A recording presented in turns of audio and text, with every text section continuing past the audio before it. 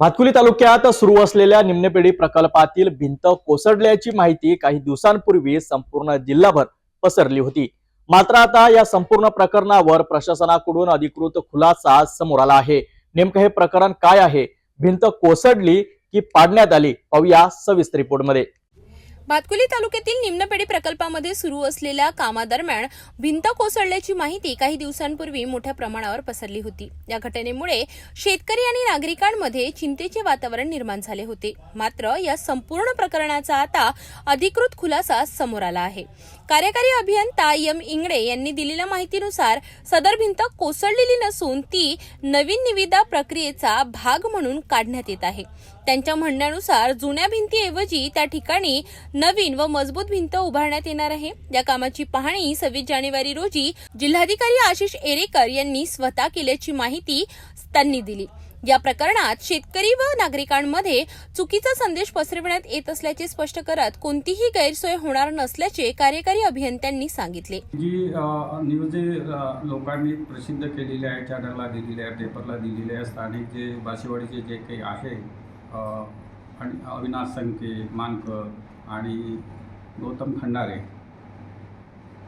या लोकांनी जे चुकीची न्यूज पसरवलेली आहे, समजुतीमुळे झालेली आहे, हे तांत्रिक बाब आहे। त्या कामासाठी जी काही आम्हाला नवीन निविदा काढलेली आहे, ती निविदा याच्यासाठी काढण्यात आलेली आहे की धरणाची जी भिंत आहे, धरणाची भिंत म्हणजे कॉन्क्रीटची संधानकाची भिंत आहे, वरचं टॉप 1.5 मीटरचं आहे, ती मला 50 मीटर करायची आहे। धरण सुरक्षा वगैरे ज्या काही गोष्टी असतात त्यातून ते तयार झालेलं काम आहे। आणि धरणामध्ये पाणी भरण्याच्या आधी जे काही आपल्याला सुरक्षा किंवा उपाययोजना करायच्या असतात त्या सर्व करून घ्याव्या लागतात। त्या अनुषंगाने हे जे बांधकाम काढलेलं आहे आणि जमिनीपासून आतमध्ये साधारणतः 17 ते 18 मीटर आतमध्ये खोल जायचं आहे। त्या अनुषंगाने त्याप्रमाणे आजूबाजूचं सर्व मटेरियल काढावं लागतं। ते बांधलेलं जे जुनं काही अर्थवर्क होतं, जे मातीकाम होतं, ते आम्ही स्वतः काढतो आहे, तो ह्या कामाचा भाग आहे। त्या अनुषंगाने तिथे JCB सर्व नवीन कंत्राटदाराच्या दिनांक 7 जानेवारीपासून त्याने काम सुरू केलेलं आहे। ते काम तो करीत आहे आणि तो दिलेल्याप्रमाणेच ते की मातीकाम त्यांनी काढून घेतलेलं आहे। परंतु काही ह्या जे संबंधित जे 3 लोक सध्या आहेत आणि एक दुर्गे म्हणून त्याच्यात आलेले आहे, नवीन भर पडलेले आहे, त्यांना असं वाटतं का बाई हे चुकीचं काम आहे। हे चुकीचं काम नाही आहे। एक तर त्यांनी माझ्याशी संपर्क साधला असता तर मी त्यांना समजून सांगितलं असतं की ह्या नवीन निविदेच्या नवीन टेंडरच्या कामाचा तो भाग आहे। हा जो गैरसमज जो पसरवलेला आहे, लाभधारक शेतकरी आहे, बुडी क्षेत्रातले माझे प्रकल्पग्रस्त आहे, या सर्वांना जो चुकीचा संदेश गेलेला आहे, यासाठी आज मी प्रसारमाध्यमाकडे ही माझी स्वतःची आज एक कार्यकारी अभियंता म्हणून मी हे तुम्हाला लवकर पावसाळा सुरू होणार आहे।